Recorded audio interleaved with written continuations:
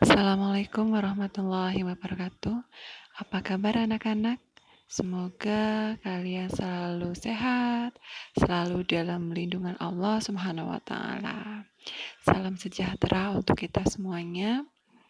Semoga kalian masih tetap semangat belajar dari rumah, tetap mengikuti pembelajaran dengan baik, dan tidak lupa kalian tetap menjaga kesehatan diri kalian. Baik, untuk video kali ini, yaitu pertemuan kali ini, kita masih mempelajari tentang teks berita. Kalau pada video sebelumnya atau pertemuan sebelumnya, teks berita yang kita pelajari itu mulai dari pengertiannya, pengertian berita, kemudian ada unsur-unsur atau pokok-pokok berita. Pengertian berita yang kemarin kita pelajari, berita itu menurut KBBI atau Kamus Besar Bahasa Indonesia adalah cerita atau keterangan mengenai kejadian atau peristiwa yang hangat. Kemudian kita lanjutkan, ada unsur-unsur atau pokok-pokok berita. Unsur-unsur berita biasanya ada akronimnya atau singkatannya, yaitu Adik Simba atau 5W plus 1H. Adik Simba, A-nya itu apa, D-nya itu di mana, K-nya itu kapan, Si itu siapa, M itu mengapa, dan B-nya itu bagaimana. Atau 5W plus 1H. Jadi W-nya ada 5, H-nya itu ada 1. W yang pertama adalah what, berikutnya where, when, who, why, dan plus 1H, H-nya itu how.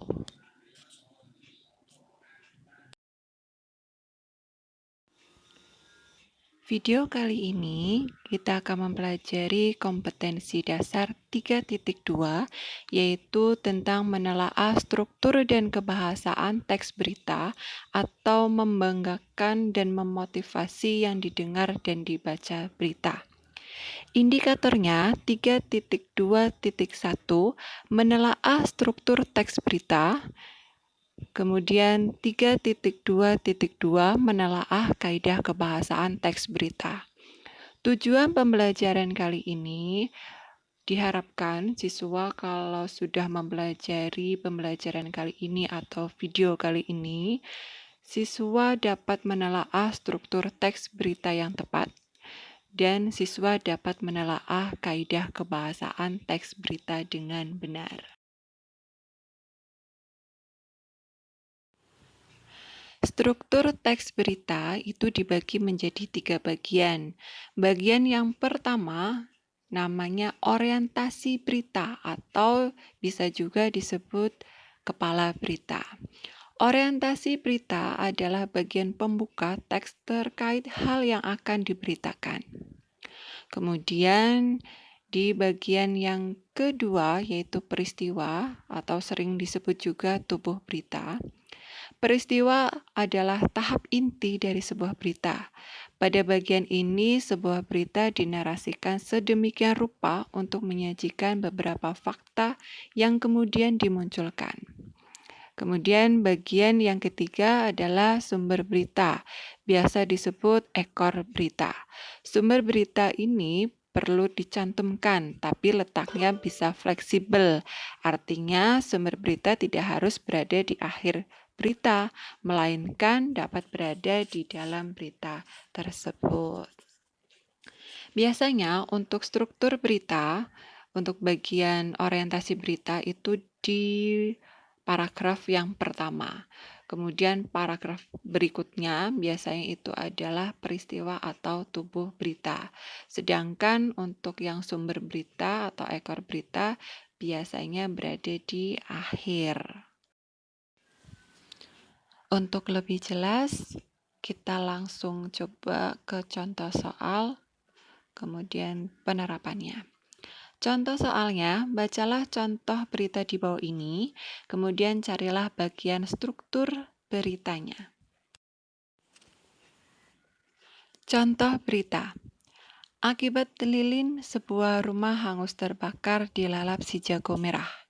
Sebuah kejadian tak terduga terjadi komplek perumahan Gria Jaya di Bekasi kemarin malam, jam 22:14 waktu Indonesia Barat. Rumah milik keluarga Pak Andi itu terbakar dan hangus tak tersisa. Peristiwa itu terjadi karena sang pemilik rumah yang menaruh lilin di atas lemari kayu miliknya. Untungnya, saat kejadian sang pemilik rumah, Pak Andi sedang pergi tahlilan di rumah tetangganya, sedangkan istrinya sedang pulang kampung.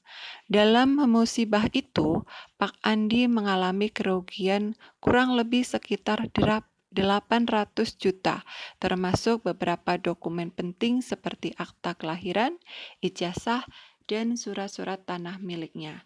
Sumber Kompas 12 Juni 2000.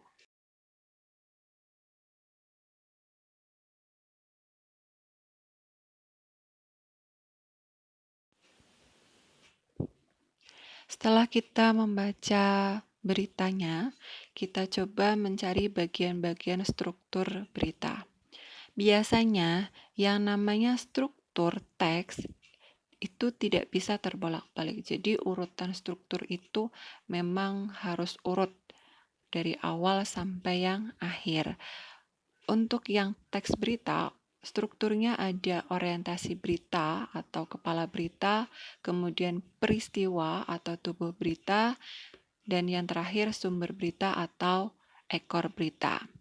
Sekarang kita cari yang pertama terlebih dahulu, yaitu orientasi berita atau kepala berita. Orientasi berita adalah bagian pembuka teks terkait hal yang akan diberitakan. Berarti namanya saja kepala berita. Atau orientasi itu biasanya sebagai bagian pembuka. Berarti otomatis untuk kepala atau orientasi berita berada di awal berita atau di paragraf pertama. Jadi orientasi beritanya jawabannya adalah sebuah kejadian tak terduga dan seterusnya sampai lemari kayu miliknya. Itu bagian orientasi atau kepala berita.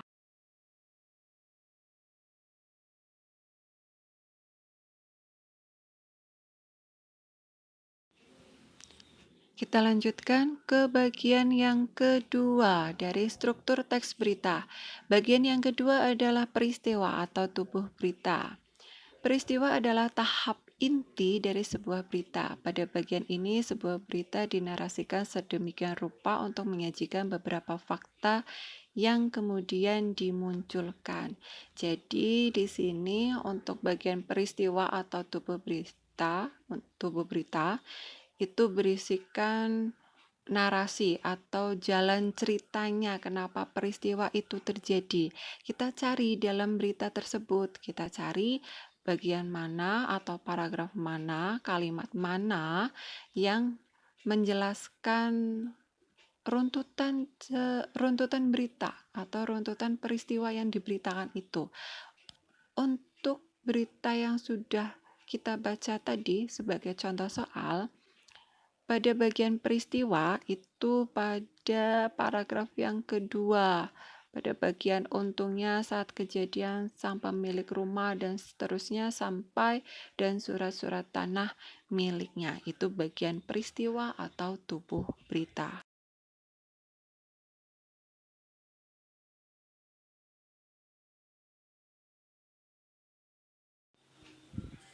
Selanjutnya bagian yang ketiga yaitu sumber berita atau sering juga disebut sebagai ekor berita. Biasanya untuk bagian ekor berita atau sumber berita itu ada di bagian bawah, tapi jangan terpaku. Jangan terpaku kalau sumber berita pasti berada di bagian bawah. Kita bisa mencarinya dengan lebih teliti lagi ketika kita membaca berita. Untuk berita yang sudah kita baca sebagai contoh, sumber berita itu berada di akhir berita. Sudah jelas ada keterangannya, sumbernya itu Kompas.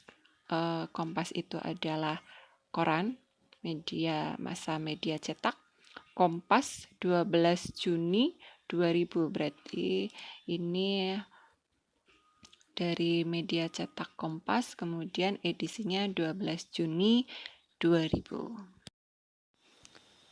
Setelah kita mencari bagian-bagian dari struktur berita, maka dapat disimpulkan jawabannya. Orientasi berita, kepala berita itu pada bagian sebuah kejadian tak terduga terjadi kompleks perumahan Gria Jaya di Bekasi kemarin malam jam 22:14 waktu Indonesia Barat. Rumah milik keluarga Pak Andi itu terbakar dan hangus tak tersiksa. Peristiwa itu terjadi karena sang pemilik rumah yang menaruh lilin di atas lemari kayu miliknya. Kemudian bagian yang kedua yaitu peristiwa atau tubuh berita. Untungnya saat kejadian sang pemilik rumah Pak Andi sedang pergi tahlilan di rumah tetangganya, sedangkan istrinya sedang pulang kampung. Dalam musibah itu, Pak Andi mengalami kerugian kurang lebih sekitar 800 juta, termasuk beberapa dokumen penting seperti akta kelahiran, ijazah, dan surat-surat tanah lainnya.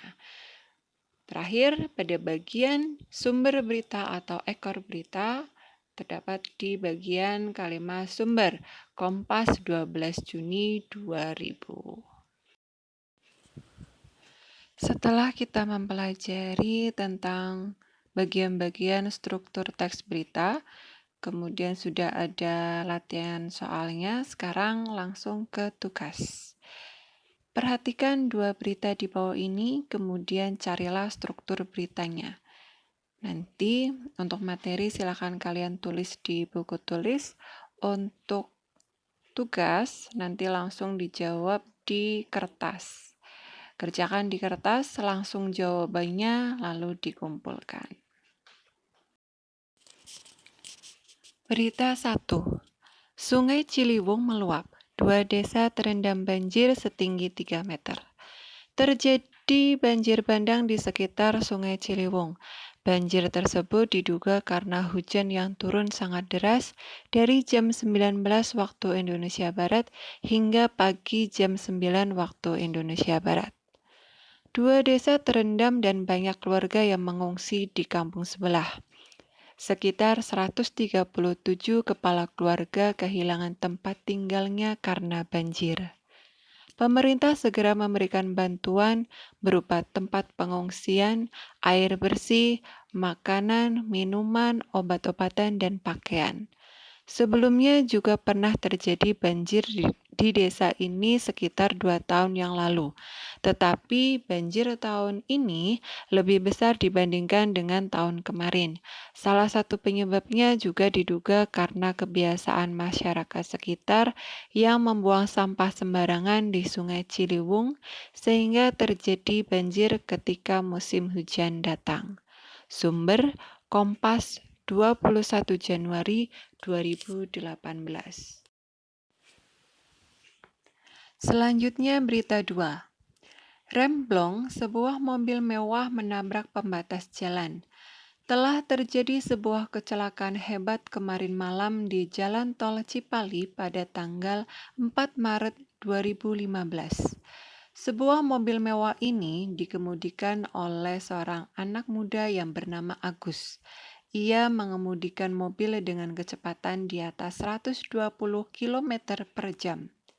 Mobil bernomor polisi B3641AH itu menabrak sebuah pembatas jalan sebab mengalami remblong pada mobilnya.